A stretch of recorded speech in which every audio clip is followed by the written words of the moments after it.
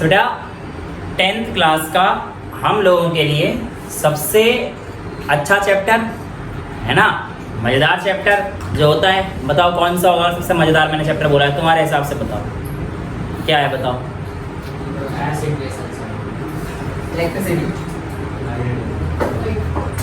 सबसे मज़ेदार यही है तुम्हारे लिए हैं? और कैमरा चल रहा है इसलिए नहीं बता रहा बेटा, मैं कैमरा भी पूछना चाह रहा हूँ तुझसे, तेरे जो दिमाग में आता है सबसे मज़ेदार चैप्टर कौन सा है अगर 10th क्लास? हाँ कौन सी? इलेक्ट्रिसिटी मज़ेदार है तेरे लिए, झटके लियो बेटा तू आज, ठीक है चलो कोई बात नहीं। लेकिन देखो जब मैं 10th में था सबसे मज़ेदार चैप्टर, इसी चैप्टर का वेट करता था मैं, कौन सा? रिप्रोडक्शन का चैप्टर का वेट करता था, ठीक है।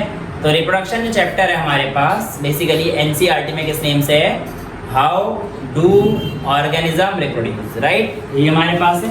तो हाउ डू ऑर्गेनिज्म रिप्रोड्यूस जो हमारे पास चैप्टर है, इसमें हम लोग सारी चीज़ों के बारे में बहुत ही आराम से जानेंगे बेटा। और इस बात से आप बेफिक्र रहिए कि मैं आपको किसी चीज़ के लिए डांटूंगा या वो करूँगा, आपके दिमाग में जितनी भी दिक्कतें आ रही हैं, जो भी सोच चल रही है पूछो, इट्स अ बेसिक साइंस। और जितनी नॉलेज हमें NCERT कहती है होनी चाहिए वो मैं आप लोगों को डिलीवर करूँगा। और अगर आप लोगों के दिमाग में भी कोई ऐसी चीज़ें होती हैं तो उसको बेटर है कि आप मुझसे पूछ लो रादर देन आप कोई गलती करो, है ना बेटा, तो इसलिए बेटर है पूछ लो, ठीक है। तो वैसे तो ऐसी ही हाँ बेटा तू भी पूछ लियो, उसको भी इशारे कर रहा है, तू भी पूछ लियो, या तेरे को दिक्कत है कोई? हाँ तो दिक्कत है वही बता दियो, उसकी भी इलाज कर दूंगा मैं, इलाज करके बता दूंगा क्या हो सकता है। तो हाउ डू ऑर्गेनिज्म रिप्रोड्यूस में सबसे पहले हम लोग जानेंगे कि रिप्रोडक्शन वर्ड का मीनिंग क्या होता है। सबसे पहले हम लोग जानेंगे कि हमारे पास रिप्रोडक्शन का मीनिंग क्या होता है। रिप्रोडक्शन का मतलब होता है producing young ones of their own kind is called reproduction. What is reproduction? Reproduction का मतलब होता है अपने जैसी उत्पत्ति और करना, producing young ones of their own kind, जैसे हैं वैसे ही पैदा करना भैया, कहीं अलग अलग तरीके से पैदा कर रहे हो, है ना। हाँ मतलब जैसे कि अगर मान के चलो आप लोगों से बोला जाता है कि भैया ये लड़का है, लड़का हुआ है हमारे घर में, दूसरे घर में बोल रहा है मेरे घर में लड़की हुई है, और उसमें बोल रहे हैं कि इस बेटी का चेहरा तो बिल्कुल पापा के जैसा है, तो बढ़िया है क्योंकि producing young ones of their own kind है। दूसरा कह रहा है नहीं नहीं इस जो बेटी है इसका चेहरा तो मम्मी पे गया है, ठीक है भैया कोई दिक्कत नहीं है। लेकिन एक तीसरा आया पड़ोसी वाला ये जो पड़ोसी वाला है ना, क्या वो रिप्रोडक्शन में काउंट होगा? क्या होगा, मेरी बात तो सुनो, मजे किसी के भी आए, रिप्रोडक्शन तो हुआ है। कहने का मतलब ये है कि अब ये जो चेहरे वाली बात है ना, ये हंसी मजाक चलेगा चैप्टर में, टेंशन ना लो, फुल मजे लेंगे, सिर्फ मतलब समझ जाओ। हाँ चैप्टर में बेटा तेरे को और जो चाहिए ना, 10वीं में ही है अभी तो। हाँ सुनो सुनो सुनो सुनो, तो मैं आप लोगों से ये कह रहा हूँ कि ये जो पड़ोसी का चेहरा, और हमने चेहरा पहचान लिया कि पहचान अभी थोड़ी देर में पहचानेंगे इसके बारे में, बट चाहे किसी से भी हुआ हो तो गया, बच्चा तो हो गया, और बच्चे का पैदा होना क्या कहलाता है हमारे पास? रिप्रोडक्शन। सिर्फ बच्चे का नहीं, बच्चा नहीं, और भी चीज़ें पैदा होती हैं इस दुनिया में, फूल पैदा होते हैं, पत्ते पैदा होते हैं, तुम नालायक पैदा हो गए हो, अब पता नहीं प्लानिंग थी या गलती थी, खैर वो ही पढ़ेंगे, टेंशन ना लो, है ना। अभी लास्ट टॉपिक में ये भी पढ़ेंगे। खैर अब सुनो ध्यान से, जो आपने बात करी कि सर पड़ोसी पड़ोसी वाली बात अगर हम लोग करते हैं तो अभी बताते हैं हम लोग। हेलो, हाँ जी हाँ जी। तो जो हम लोगों के पास पड़ोसी वाली बात आती है बेटा, उस पड़ोसी का मतलब ये है कि यहाँ पर कुछ हेर बदल हुआ है, हेरा फेरी हुई है ना। और ये हेरा फेरी कैसे हुई है, हमें कैसे पता पड़ता है, आइए इस चीज़ को हम समझते हैं। देखो रिप्रोडक्शन के दौरान जो चीज़ एक जनरेशन से दूसरी जनरेशन पे आती है वो क्या पास ऑन होता है?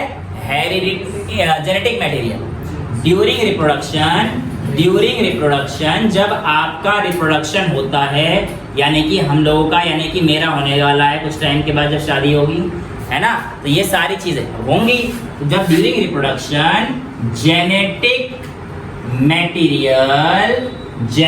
मटेरियल गेट्स ट्रांसफर्ड फ्रॉम, कहां से कहां तक होती है बेटा, one generation to other, from one generation to other generation.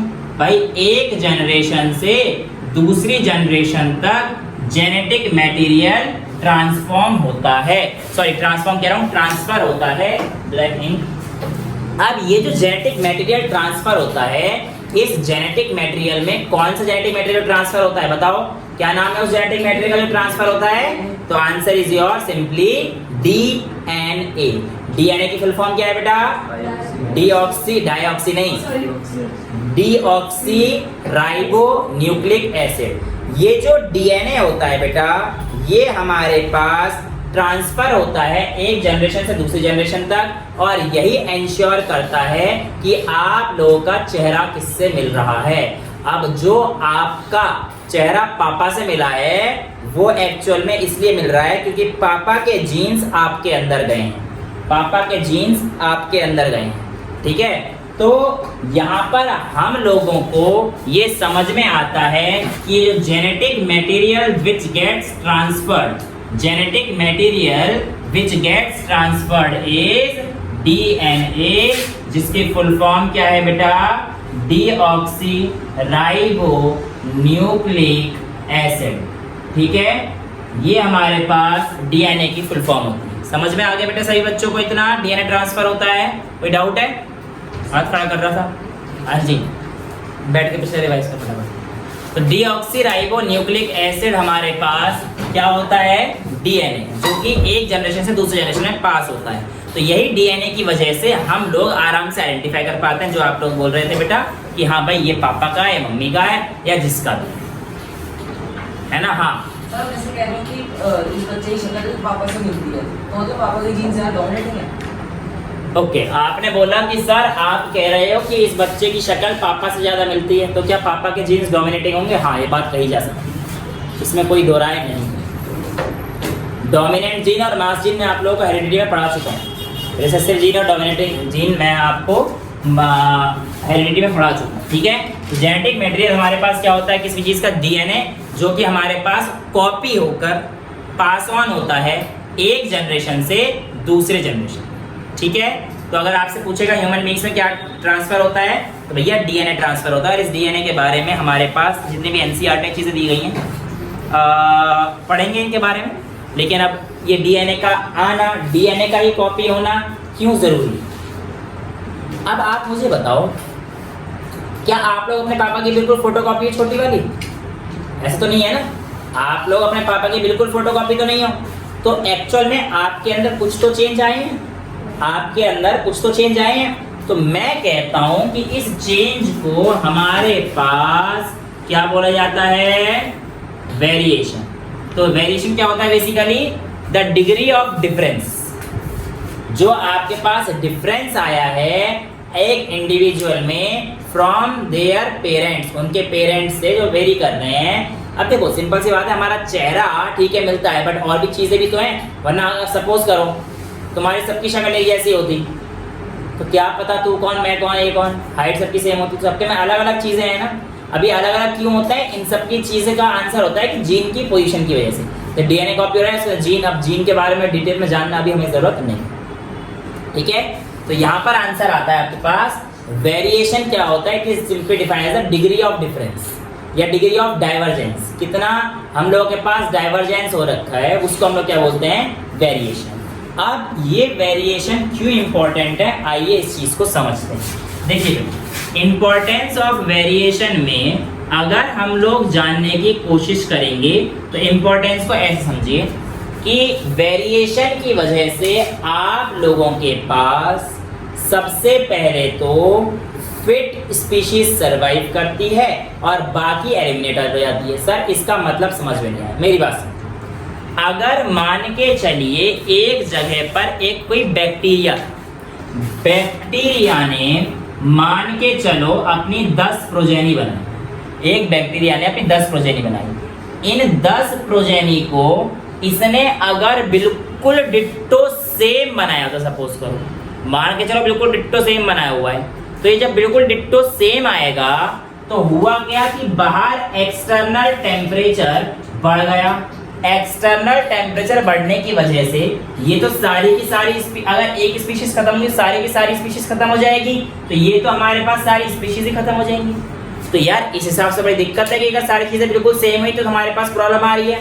लेकिन अब सपोज करो ऐसी कोई चीज ने सेम 10 स्पीशीज तो बनाई है, लेकिन उन 10 स्पीशीज में कुछ वेरिएशन ला, और उस वेरिएशन के आने की वजह से जब आपका टेम्परेचर बढ़ा तो 6 तो निपट लिए, लेकिन 4 बच गए। 4 बच गए। ये 4 क्यों बचे? क्योंकि उनके अंदर क्या थी, हमारे पास वेरिएशन थी। यानी कि क्या वेरिएशन थी सर? उनकी जीन में कुछ ऐसी चीजों में बदलाव हो गया था जो हाई टेम्परेचर को टॉलरेट कर सकते थे। हाँ, जैसे और भी बहुत सारे, नॉट ओनली ट्विंस का एक एग्जांपल केस नहीं है, लेकिन जो वेरिएशंस जैसे है, अब हो सकता है कि हमारे जो पेरेंट्स हैं उनमें वो जीन ना हो जो हमारे अंदर विद द इवोल्यूशन हमारे पास चेंज आया हुआ हो, राइट। लेकिन ये वेरिएशन जरूरी है ताकि आप लोगों के पास क्या आए, फिट स्पीशीज आगे सरवाइव करे और हम लोगों की जो प्रोजेनी आगे क्या मिलती रहे, हेल्दी प्रोजेनी वगैरह चलती है। ठीक है। नेक्स्ट, अगर आपसे पूछा जाता है कि what ensures the continuity of species, तो बेटा उसका आंसर क्या है? रिप्रोडक्शन। मतलब क्या है इसका? सुनो, कॉन्टिन्यूटी का मतलब है चलना, आगे चलते रहना। रिप्रोडक्शन में एक लाइन आएगा बेटा, it ensures the continuity of species. Sir इसका क्या मतलब हुआ? बेटा इसका ये मतलब हुआ कि जब तक आप प्रजनन करते रहेंगे, प्रजनन का मतलब है रिप्रोडक्शन करते रहेंगे, तो तब तक नए नए आपके जैसे नमूने पैदा होते रहेंगे। इस बात में कोई दिक्कत है नहीं। तो जब तक ये चीज़ें चलती रहेगी तब तक ही स्पीशीज की कॉन्टिन्यूटी रहेगी, यानी कि सभी प्रजाति यहाँ पर रहेंगी। सिर्फ आपकी बात नहीं हो रही, चाहे बंदर हो, चाहे डॉगी हो, चाहे आपका कॉकरोच हो, चाहे XYZ कोई भी हो। तो यहाँ पर मैं आपसे कहना चाह रहा हूँ, किसी भी चीज़ की अगर स्पीशीज को कंटिन्यू रखना है तो उसका प्रोसेस क्या होना चाहिए? हमारे पास सिंपल रिप्रोडक्शन होना चाहिए। समझ में आया? Reproduction maintains the quantity of species का क्या मतलब है? क्लियर है? अब यहाँ पर हम लोगों के पास वेरिएशन समझ में आ गया, रिप्रोडक्शन समझ में आ गया, यहाँ तो कोई दिक्कत नहीं है। अब हम लोग चलते हैं यहाँ पर टाइप्स ऑफ रिप्रोडक्शन। समझ में आ गया? वेरिएशन एनसीईआरटी में और कुछ दे रखा है इंपॉर्टेंस ऑफ वेरिएशन में। Variation is useful for survival of species, population of bacteria मैंने आपको समझा दिया। Reproduction is level to stability of, ये मैंने बता दिया। देखो नाइशे एक वर्ड दे रखा है, नाइशे का मतलब क्या होता है? NICHE, नाइशे ऑफ एन ऑर्गेनिज्म में चेंज। ऐसे वेरिएशन में एक वर्ड दे रखा है, नाइशे का मतलब होता है बेटा the habitat in which an organism lives. एक ऐसा हैबिटेट, एक ऐसा एरिया जहाँ पर वो ऑर्गेनिज्म रहता है, उसको उसका नाइशे बोलते हैं। और क्या ये नाइशे फिक्स रहता है? नहीं सर, ये नाइशे तो वेरी करता है depending on the environmental conditions. Environment में कंडीशन कैसी हैं, इसके बेसिस पर हमारे पास ये चीजें वेरी करती हैं। नाइशे क्या है? क्या बेटा? is called as the habitat of an organism where it lives.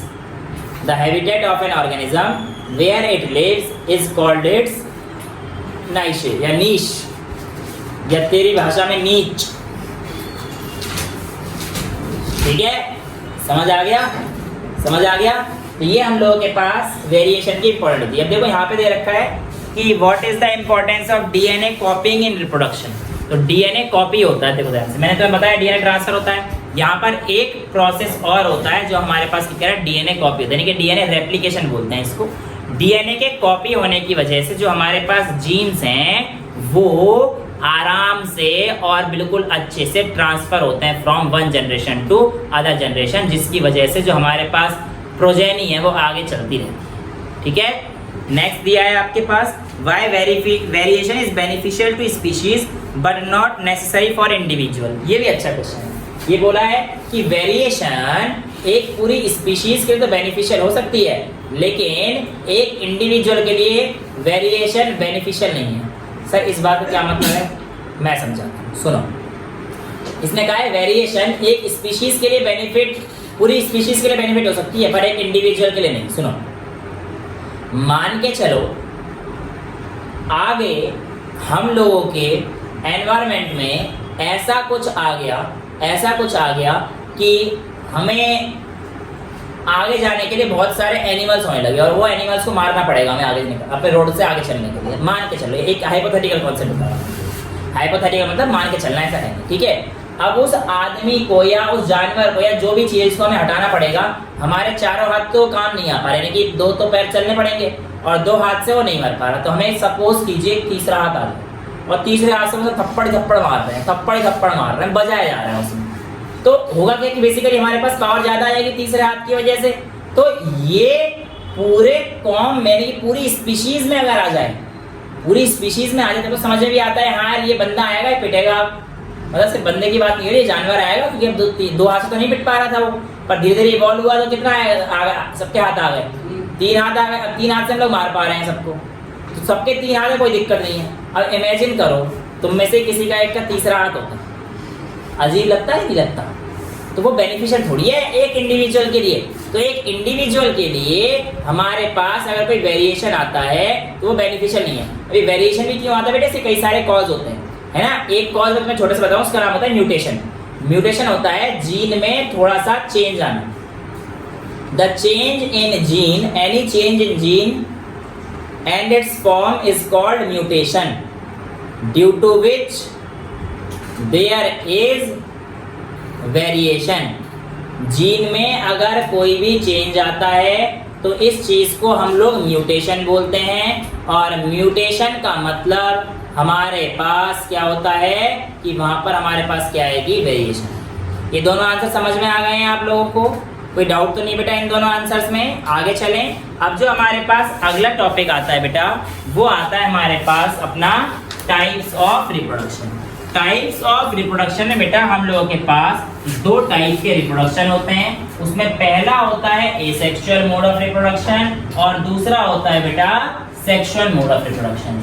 अब सबसे पहले तो हम लोग क्या लिखेंगे, इसमें डिफरेंस लिखेंगे किस किस के बीच में बेटा, एसेक्सुअल और सेक्सुअल, और उसके बाद एसेक्सुअल मोड को कंटिन्यू करेंगे। तो सबसे पहले मैं आपको difference, there are types of reproduction head डाल देना और बेटा उसमें लिखना सबसे पहला एसेक्सुअल मोड ऑफ रिप्रोडक्शन और दूसरा लिखना बेटा आप लोग sexual mode of reproduction. 2-2, 3-3 difference, 4-4 difference अगर आप लिख दोगे तो काफी है, ठीक है। तो ये हमारे पास आप लोगों के लिए पेपर में अगर आएगा तो 1-2 नंबर का आ सकता है बोर्ड्स में।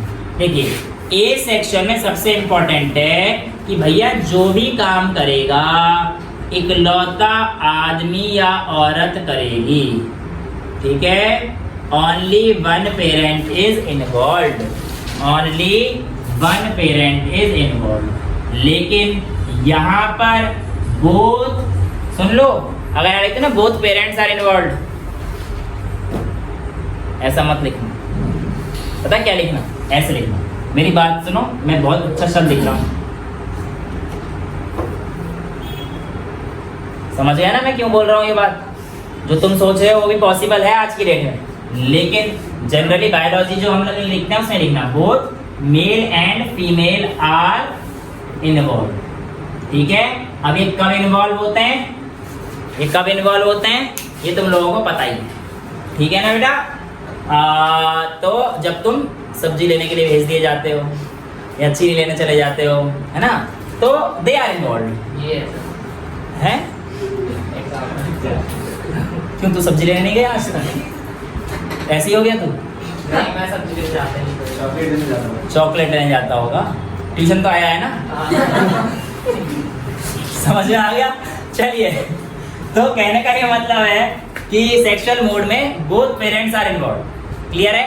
नेक्स्ट बेटा यहाँ पर बहुत ध्यान सुनना, गैमीट फॉर्मेशन वगैरह नहीं होता है, यहाँ पर गैमीट फॉर्मेशन नहीं होती, तो no gamete formation take place, no gamete formation takes place. लेकिन यहाँ पर क्या होता है बेटा, gamete formation always takes place, gamete formation always takes place. ठीक है, ठीक है। देखो बेटा, एसेक्सुअल रिप्रोडक्शन के केस में वेरिएशन बिल्कुल नहीं होती, या होती भी हो तो बहुत ही छोटी होती है। तो यहाँ पे आएगा वेरी लिटिल और नो वेरिएशन इज सीन। ऐसा बहुत ही कम दिखाई देता है कि वेरिएशन है।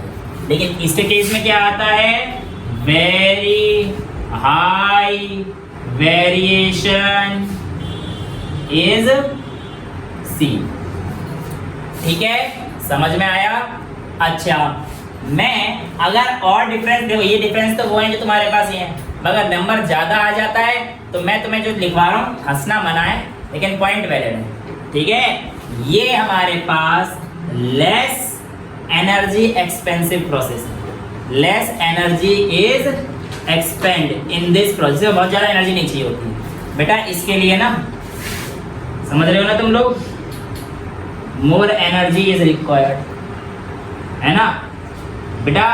ये सिर्फ एक टाइम की बात नहीं हो रही है जिसको तुम सोच रहे हो। स्कूल में हम लोग स्कूल में मतलब तेरा दिमाग ठीक है? स्कूल में करेंगे, स्कूल में क्या करना चाह रहे हैं?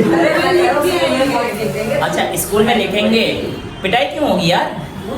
वो टीचर को ही पता ही होगा कि हाई एनर्जी तो लगती है। मैम क्यों? मेरे को ये बता, कोई भी टीचर ऑफेंड क्यों? अगर वो ऑफेंड होता है ना तो शी और he is not teaching right. इसी की सोच गंदी है। तेरी सोच गंदी है, सही बोल रहा है बच्चा। टीचर क्यों? तो लिख जो लिख सकता है। तो और तू सोच के बता जरा, क्या सोच सकता है इसमें? मुझे बता, मैं तो नहीं हो रहा ऑफेंड। क्या सोच रहा है? तू बाहर है बेटा एंड दे आर इन्वॉल्व। ठीक है ना? समझ में आ रहा है? समझ बेटे मेरी बात को, कोई ऑफेंड नहीं होता। एनर्जी कंज्यूमिंग प्रोसेस है। सिर्फ और सिर्फ जो तुम सोच रहे हो पहले सोच से बाहर निकलो। एक ही टाइम की बात नहीं कर रहे, करेंगे उसके बारे में आराम से बात, लेकिन मेरी बात सुनो। उसके अलावा भी बेटा जब हमारे पास प्रेग्नेंट वुमेन रहती है तो उसको भी तो कितनी सारी चीजें देनी पड़ती है बेबी को। जो हमारे पास बेबी प्लेसेंटा में रहता है, मतलब पूरा अपने पास वॉर्म में रहता है मदर के, तब उसमें भी तो एनर्जी चाहिए होती है ना मदर को फीड कराने के लिए। तो ये सिंपल बात तो नहीं है कि हाँ भाई आज कटिंग कर दी पौधा उग गया, ऐसा नहीं है। कटिंग नहीं, अबे कहने का मतलब बता रहा हूँ, वो तो लेस एनर्जी से काम हो गया ना उसमें तो। लेकिन यहाँ तो भैया पहले तो बहुत मेहनत करनी पड़ती है, फिर वो मेहनत बिल्कुल सही जगह पे होनी चाहिए, सही जगह पर सही टाइम पे होनी चाहिए। सही टाइम के बाद भी गारंटी नहीं है काम तेरा बनी जाए। हैंडल विद केयर नहीं बेटा, गिर जाए जगह तो मैंने पहले बता दी सही होनी चाहिए। अरे वो औरत गिर जाए। औरत क्यों गिरेगी भाई? मेरी बात सुन।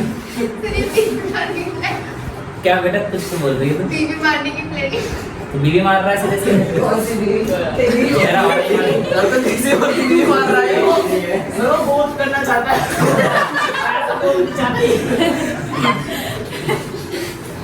और ये कह रहा था सबसे इंटरेस्टिंग चैप्टर करंट है, जिसमें तुम्हारी आवाज भी नहीं निकली थी कि हाँ करंट में रजिस्टर का मतलब क्या होता है ना? उसमें पिटा नहीं था तू। यहाँ तुझे बड़ा इंटरेस्ट आ रहा है। अरे मैं तो बोल रहा है कि कभी गलती से वो गिर जाए सीढ़ी से। घर वालों को भेज देना है वीडियो। बेटा मेरी बात सुन, ये सब प्रोसेस सीढ़ी पे नहीं होती। सीढ़ी पे क्यों गिरेगी वो यार? मेरे लाल मुझे माफ कर, इतना एम्बिशियस तो मैं भी नहीं हूँ। सर फोन आ रहा है। फोन एक ही है। फोन आ रहा है। अनुपमा एक ही है। फोन आ रहा है? कहाँ आ रहा है ऊपर देखो ना। यार? ये तो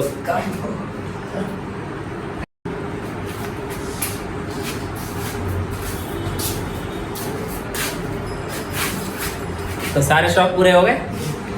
ठीक है, फोन आ गए, चले गए। अब सुनो, ये सारी कहानी खत्म, ये सारी कहानी खत्म। तो बेटा सारे पार्ट समझ में आ गए, सारे पॉइंट समझ में आ गए। अब सुनो ध्यान से। अब जो हमारे पास आता है वो आता है टाइप्स ऑफ एसेक्सुअल रिप्रोडक्शन। क्या आता है बेटा हमारे पास? Types of asexual reproduction. और उसमें सबसे पहला जो एसेक्सुअल रिप्रोडक्शन है वो हमारे पास कौन सा है? वो कौन सा है बेटा हमारे पास? बताइए। फिशन।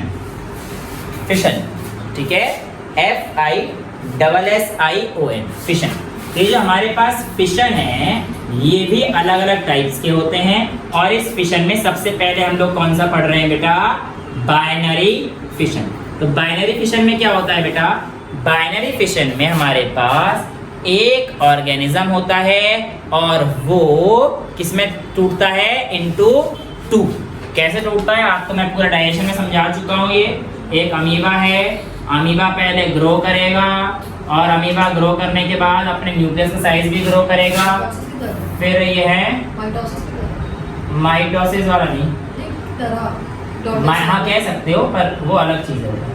तो ऐसे न्यूक्लियस में थोड़ा थोड़ा डिवाइड होगा और फिर फर्दर हमारे पास इसमें टूट जाएगा दो डॉटर न्यूक्लियाई में ये टूट जाएंगे। तो बेसिकली डॉटर सेल्स में टूट गया हमारे पास, ठीक है। तो ये हमारे पास हो गया बाइनरी फिशन। जब आपके पास एक से दो इंडिविजुअल बनते हैं तो उसको हम लोग क्या कहते हैं? Binary fission. ये अमीबा में पाया जाता है। एक और ऐसा ऑर्गेनिज्म जिसमें फिशन पाया जाता है तो वो हमारे पास पैरामीशियम होता है, पैरामीशियम में भी मिलता है। और दूसरा जो आपकी बुक में दे रखा है बेटा वो है लेशमानिया। लिशमैनिया, लिशमैनिया से एक डिसीज कॉज होती है जिसका नाम है कालाजार, ठीक है।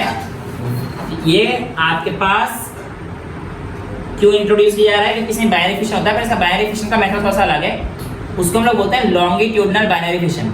वो ऐसे होता है, ये हमारे पास अगर ऑर्गेनिज्म है तो ये पहले यहाँ से ऐसा हल्का सा पार्ट आएगा इसका, फिर फर्दर ये पार्ट क्या हो जाएगा? थोड़ा सा बड़ा होगा ऐसे, और फिर फर्दर हमारे पास ये दो पार्ट इसके ऐसे, और फिर फर्दर एक जो था और फिर एक दो दो लेशन ऐसे एकदम अच्छा सा, ठीक है।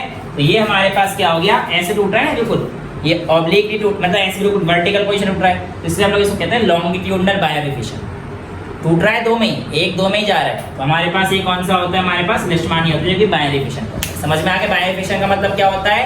The splitting of an organism into two is called binary fission and it is a mode of asexual reproduction. क्यों? क्योंकि यहाँ पे मैंने आपको कहीं पे भी गैमीट फॉर्मेशन दिखाया कोई भी नहीं। क्या यहाँ पे कोई दो पेरेंट इन्वॉल्व थे? नहीं, सिंगल पेरेंट था। सिंगल पेरेंट से ही हमारे पास सारी कहानी हो गई। तो इस टू इंटू टू इंडिविजुअल, हाँ, splitting of an individual into two is called binary fission, ठीक है। समझ में आ गया बेटा बाइनरी फिशन। दूसरा हमारे पास फिशन आता है उसे हम लोग कहते हैं मल्टीपल फिशन। क्या कहते हैं? Multiple fission. मल्टीपल फिशन किसमें देखा जाता है? तो एक हमारे पास बेसिकली बहुत स्पेसिफिक जाएंगे तो वेक्टर बोलेंगे, बट तुम लोगों के लिए अगर ऑर्गेनिज्म का नाम लिया जाए तो उस ऑर्गेनिज्म का नाम है प्लाज्मोडियम। क्या होता है बेटा? सुनिए, इसमें जब आप लोगों के पास कोई भी एक लिविंग बॉडी होती है जिसके अंदर एक न्यूक्लियस है, ठीक है। अब ये मल्टीप्लाई करके दो बना रहा था, मल्टीप्लाई करके दो बना था, लेकिन बाहर क्या हो गई? अनफेवरेबल कंडीशन हो गई। जब बाहर अनफेवरेबल कंडीशन होती है तो बेटा ये जो न्यूक्लियस हैं ये अपने ऊपर एक कवरिंग प्रोड्यूस कर लेते हैं और उस कवरिंग को हम लोग क्या बोलते हैं? सिस्ट। तो during unfavourable condition in some organisms like plasmodium develops cyst on them and the nucleus inside it continues to divide। ये खत्म, cyst खत्म। अब क्या होगा? जब आपके पास कुछ ऑर्गेनिज्म बेटा प्लाज्मोडियम, उनमें क्या होता है कि न्यूक्लियस था, उसे डिवाइड किया, पर उसने देखा कि यार बाहर जाने के लिए फेवरेबल कंडीशन नहीं है, अभी मेरे टूटने के लिए फेवरेबल कंडीशन नहीं है। तो क्या करता है? अपने ऊपर एक कवरिंग डिपॉजिट कर लेता है और उस कवरिंग को हम लोग क्या बोलते हैं? सिस्ट। उस कवरिंग को हम लोग क्या बोलते हैं बेटा? सिस्ट। और जब ये सिस्ट बंद हो जाती है तब भी न्यूक्लियस का डिवीजन चलता रहता है, चलता रहता है, चलता रहता है। और जब आपके पास विद द ऑनसेट ऑफ, उसके बाद देखेंगे, with the onset of favourable condition, किसकी बात कर रहा हूं बेटा? ऑनसेट ऑफ फेवरेबल कंडीशन, जैसे ही फेवरेबल कंडीशन आती है ये सिस्ट एक जगह से टूट जाता है, spores comes out and each nucleus give rise to not spores nucleus. When the favourable condition arise cyst burst and the nucleus comes out of this and each nucleus then give rise to new individual। समझ में आ गया बेटा आप लोगों को multiple fission क्या होता है? बाइनरी फिशन में दो बच्चे आ रहे थे और यहाँ पे बहुत सारे बच्चे आ रहे हैं, समझ में आया? तो in binary fission there are 2 organisms और in multiple fission there are many organisms। Multiple fission is seen in case of plasmodium. यहाँ तक कहानी क्लियर है बेटा? कोई डाउट किसी बच्चे को? तो यहाँ पर भी बेटा पेरेंट तो एक ही था ना स्टार्टिंग में, तो ये भी हमारे पास कैसा हो गया? Asexual reproduction. दूसरा जो हमारे पास एसेक्सुअल मोड ऑफ रिप्रोडक्शन आता है फिशन के बाद, वो आता है हमारे पास क्या बेटा? बडिंग।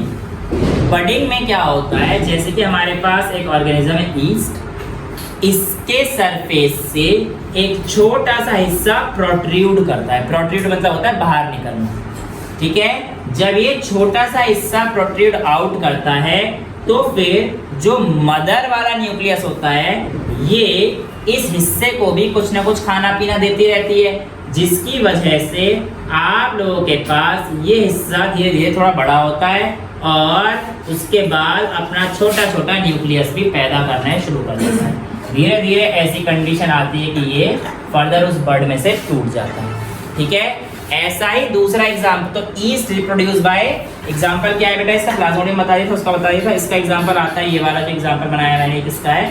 ईस्ट। ईस्ट क्या है? It is a fungi. East क्या है? एक फंजाई, ठीक है? प्लाज्मोडियम क्या है? ये एक पैरासाइट, ठीक है? समझ में आया बेटा? ईस्ट एक फंजाई जो इससे रिप्रोड्यूस होती है। इसके अलावा हमारे पास एक और ऑर्गेनिज्म होता है जिसका नाम हमारे पास एनसीईआरटी से डायग्राम देख लेना, मैं टेंटेकल्स बना रहा हूँ। ये हाइड्रा होता है। ये क्या है? बडिंग किसमें देखी जाती है? दूसरा ऑर्गेनिज्म हाइड्रा। हाइड्रा भी सेम ही होगा, हल्का सा नीचे के पार्ट से एक हमारे पास प्रोट्रूजन आएगा और इस प्रोट्रूजन से ऐसे निकलेगा, फिर ये ग्रो होगा बेटा दूसरे वाले डायग्राम में। समझ गए ना आप लोग? अब ये थोड़ा सा ग्रो होगा और फाइनली क्या हो जाएगा? फाइनली क्या हो जाएगा बेटा? डिटैच आउट हो जाएगा। तो ये क्या हो गया हमारे पास? डिटैच आउट हो गया, ये डिटैच आउट हो गया और फिर ये फर्दर पूरा नए इंडिविजुअल में ग्रो हो जाएगा। तो यहाँ पर ही पेरेंट तो एक ही इन्वॉल्व था। तो ये हमारे पास हाइड्रा में क्या देखी जाती है? बडिंग देखी जाती है। तो बडिंग किस किस में हम लोगों ने देखी बेटा? पहला केस किस में देखा हम लोगों ने? ईस्ट में। और दूसरा केस हम लोगों ने किस में देखा बेटा? हाइड्रा में। तो budding is seen case of east and hydra. यहाँ तक किसी चीज में दिक्कत आई आप लोगों को? नहीं। नेक्स्ट हमारे पास आता है स्पोर फॉर्मेशन। स्पोर फॉर्मेशन में बेटा हमारे पास कुछ ऐसे ऑर्गेनिजम्स होते हैं, एग्जाम्पल के तौर पर राइजोपस, जिसको हम लोग ब्रेड मोल्ड या फिर म्यूकर के नाम से भी जानते हैं। ये क्या करते हैं बेटा? ध्यान से सुनना। ये एक्चुअल में जब ग्रो कर रहे होते हैं तो अपने पास ग्रो करते समय ये एक स्पोरेंजियम बना लेते हैं, जिसके अंदर ये रिप्रोडक्टिव यूनिट्स पैदा होती हैं, जिसके अंदर ये रिप्रोडक्टिव यूनिट्स पड़ी होती हैं। ये रिप्रोडक्टिव यूनिट्स होती हैं स्पोर, और ये स्पोर जिसके अंदर होता है उस स्ट्रक्चर को बोलते हैं हम लोग स्पोरेंजियम। अगर आप अपनी एनसीईआरटी में डायग्राम देखेंगे तो बेटा यहाँ पर आ जाओ, स्पोर फॉर्मेशन मैं भी कराऊंगा, ये सारे पढ़ बचे हुए हैं। जिसकी बुक है आई एम सॉरी, मेरे से नहीं पढ़ी है, पहले से ही पढ़ी हुई। तो ये देखिए बेटा, ये जो ऊपर जा रहा है ना, ये वाला जो पार्ट है, ये हमारे पास क्या है? हमारे पास बताओ स्पोरेंजियम, जिसके अंदर स्पोर्स तो हमें दे रखा है, ठीक है। अब यहाँ पर आप लोगों को एक एक्टिविटी करने के लिए बोलता है इन एक्टिविटी 7.2। तो अभी 7.2 एक्टिविटी पढ़ लेते हैं, ठीक है। अब ये देखो 7.2 एक्टिविटी पढ़ ही लो एक बार। कहाँ है? Weigh a slice of bread. अच्छा पहले 7.1 पढ़ लो। Dissolve about 10 gram of sugar in 100 ml of water, take 20 ml in test tube and pinch of yeast granules. Put a cotton plug on the mouth of test tube and keep it in a warm place. After 1 or 2, put a small drop of yeast culture from the test tube. Observe the slide under microscope. सुनो बेटा, ये मैं आपको करके दिखा दूंगा. आप लोग देखोगे कि जो ईस्ट थे वो बहुत ज़्यादा हो गए. तो बेसिकली क्या है, रिप्रोड्यूस कर गए हैं. ये कहानी है, समझ में आया? 7 point activity 7.2. Wet a slice of bread and keep it in a cool, moist and dark place. Observe the surface with a magnifying glass. Record your observation for a week. एक हफ्ते तक आपको क्या मिलेगा सुनो. जो ब्रेड तुमने रखी होगी ना, हम रख देंगे अगली क्लास में. एक ब्रेड ले आना, ठीक है, सैंडविच बना के ले आना एक तो मेरे घर से, और एक जो है वैसी जो है एक्सपेरिमेंट के लिए ब्रेड बनाएंगे, ठीक है. अब सुनो, मैंने किया था ये, इसलिए यहीं पर ना घर पे ब्रेड रख के कहाँ चला गया था. वो कहता है भूल गया था खप्पड़. तो कुछ छोड़ रहा है, हाँ झूठ बोलता रहता है. सुन, वो छूट गया तेरे से गलती से. हम यहाँ पे करेंगे तो थोड़ा सा उसे गीला करके मॉइस्ट, अभी मौसम भी ठीक है, बिल्कुल बन जाएगा ग्रो होने के लिए. जब हम लोग देखेंगे तो देखेंगे कि जो ब्रेड की स्लाइस है ना बेटा, इस ब्रेड की स्लाइस पे कुछ ऐसे थ्रेड लाइक स्ट्रक्चर पैदा हो रहा आ रखे हैं. ये जो थ्रेड लाइक स्ट्रक्चर उसको आते हैं, उनको हम लोग बोलते हैं हाइफे. क्या बोलते हैं बेटा? Thread like structure is called hyphae. लेकिन ये हाइफे रिप्रोडक्शन यूनिट नहीं होती. ये जो हाइफे के ऊपर अगर आप जाओगे तो आप देखोगे यहाँ पर एक फ्रूटनिंग बॉडी, कुछ नॉब लाइक स्ट्रक्चर है, गोले गोले से स्ट्रक्चर है. और इन फ्रूटनिंग बॉडी को हम लोग क्या बोलते हैं बेटा? स्पोरेंजियम. और इन्हीं स्पोरेंजियम के अंदर क्या होते हैं? छोटे छोटे स्पोर्स होते हैं. और ये जो स्पोर्स होते हैं, फिर जब ये अभी तो फेवरेबल कंडीशन नहीं है, वही कहानी आएगी. जब फेवरेबल कंडीशन आएगी ये बर्स्ट हो जाएगा और स्पोर्स रिलीज हो जाएंगे. और जब ये स्पोर रिलीज हो जाएंगे तो फिर under the action of water current या जो भी है, पहले तो हवा में उड़ेंगे, लेकिन जैसे ही नीचे आएंगे जमीन पे लैंड होंगे, तो इनमें से कुछ जब जमीन पे लैंड होंगे, तो जब इन जमीन पे लैंड होने वालों को अपनी फेवरेबल कंडीशन मिल जाएगी, तो ये भी किस में डेवलप हो जाएंगे? Into a new individual. समझ में आया? देखो एनसीईआरटी में ना आप लोगों को यहाँ पे बीच में वेजिटेटिव प्रोपगेशन के बाद स्पोर फॉर्मेशन दे रखा है. तो अभी एक्चुअली हम लोग जो है ना वेजिटेटिव प्रोपगेशन बाद में करेंगे. पहले हम लोग ये सारे एसेक्सुअल मोड ऑफ रिप्रोडक्शन पढ़ रहे हैं, ठीक है. उसके बाद मैं कराऊंगा वेजिटेटिव रिप्रोडक्शन. तो आप बिल्कुल परेशान मत होना कि सर ये पहले दे रखा है एनसीईआरटी में, कराऊंगा साथ, ठीक है. नेक्स्ट पार्ट जो आता है वो हमारे पास आता है रीजनरेशन. ये समझ में आ गया? स्पोर फॉर्मेशन किसमें होता है बेटा? Spore formation Rhizopus. राइजोपस इसका क्या क्या नाम है? अल्टरनेट म्यूकर या फिर ब्रेड मोल्ड. ठीक है बच्चे, समझ आ रहा है? अब देखिए क्या होती है कहानी. अगली कहानी होती है रीजनरेशन. बेटा कुछ प्लांट्स और एनिमल्स ऐसे होते हैं जिनके अंदर अगर आप उन्हें एक पार्ट से काटते हो तो बेटा वो वापस से पूरे के पूरे इंडिविजुअल में ग्रो हो जाते हैं. एग्जाम्पल के तौर पर आपकी बुक में एग्जाम्पल दे रखा है प्लेनेरिया का. प्लेनेरिया को हम लोगों ने यहाँ से कहा, ऐसे ये प्लेनेरिया था, तो इस प्लेनेरिया के मैंने ऐसे करके 3 खच्चे कर दिए. 3 खच्चे करने के बाद एक खच्चा ये आया, एक ये आया, एक ये आया. तो बेटा इससे भी हमारे पास पूरा बन गया, इससे भी हमारे पास पूरा बन गया, इससे भी हमारे पास पूरा बन गया. तो एक से कितने बन गए हमारे पास? यहाँ पर बेसिकली 3 प्लेनेरिया बन गए. समझ में आया? तो ये हमारे पास जो रीजनरेशन है ये क्या होता है? When an individual is able to individual is able to form its complete body. और कहाँ से करेगा ये complete body? From any of the broken part. ठीक है? From any of the broken part, then this type of reproduction या this type of asexual reproduction is called regeneration. It is seen in case of example क्या आएगा बेटा इसका? Planaria. थोड़ी तो बहुत हद तक तो हाइड्रा भी करता है. प्लांट का अगर पूछे प्लांट में कौन रीजनरेशन करता है तो हाइड्रा भी रीजनरेशन. ठीक है, समझ है बेटा? लीवर करता है बिल्कुल. आपकी बॉडी में लीवर के सेल्स होते हैं, वो रीजनरेट करता है. और इसके अलावा लिजर्ड भी करती है. लीवर भी करता है और लिजर्ड भी करती है. अब बेटा आप बहुत सारे ऐसे एग्जाम्पल है जो करते हैं. स्टार फिश भी करती है. ऑक्टोपस के कुछ पार्ट्स होते हैं उसको. ठीक है, और आपकी बॉडी भी होते हैं ऐसे थोड़े बहुत पार्ट्स, सारे नहीं होते. लीवर के अलावा अभी आ जाए यहाँ पर, आ जाए वापस.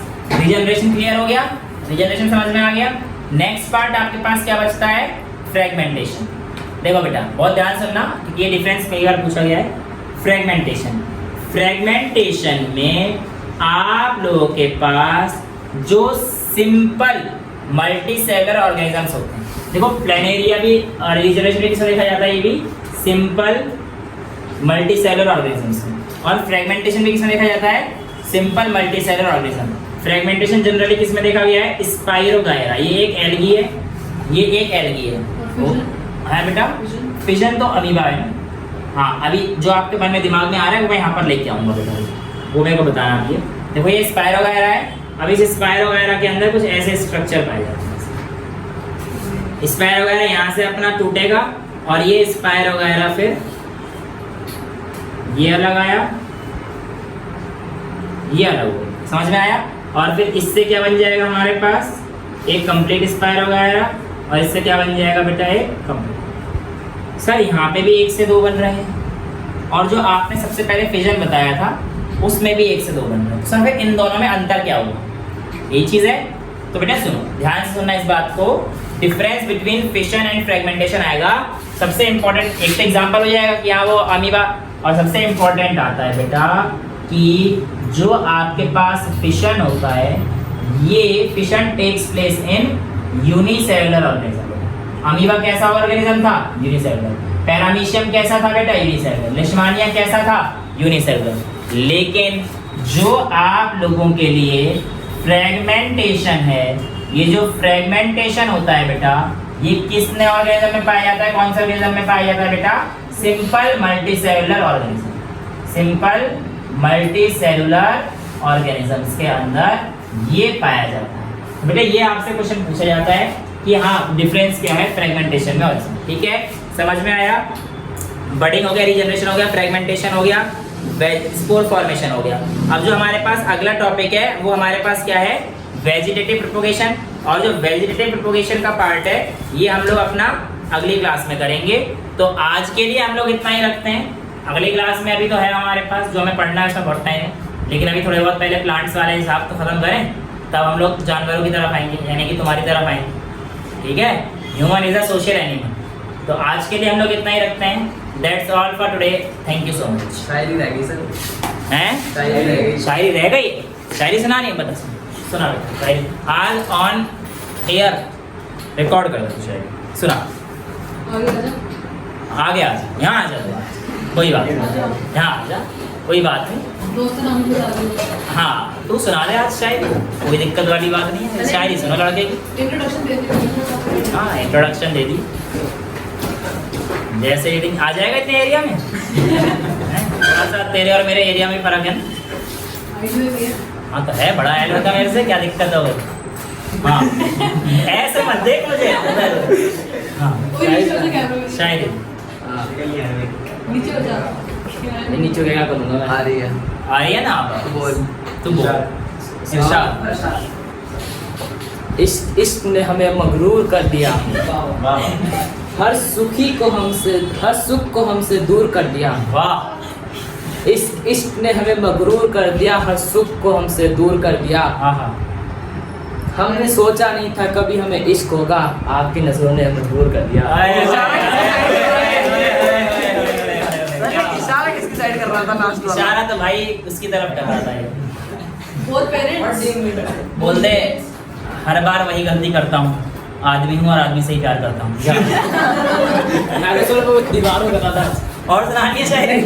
चलो ठीक है, लेकिन शायरी अच्छी थी लड़के हैं। चलिए तो फिर आज की शायरी अंदाज में हम लोग इसको एंड करते हैं आज की क्लास को। अगली क्लास में हम लोग पढ़ेंगे वेजिटेटिव रिप्रोडक्शन के साथ। That's all for today, thank you so much. लौंडा शायरी तो बढ़िया मारता है। तूने क्या था, बंद हो रहा।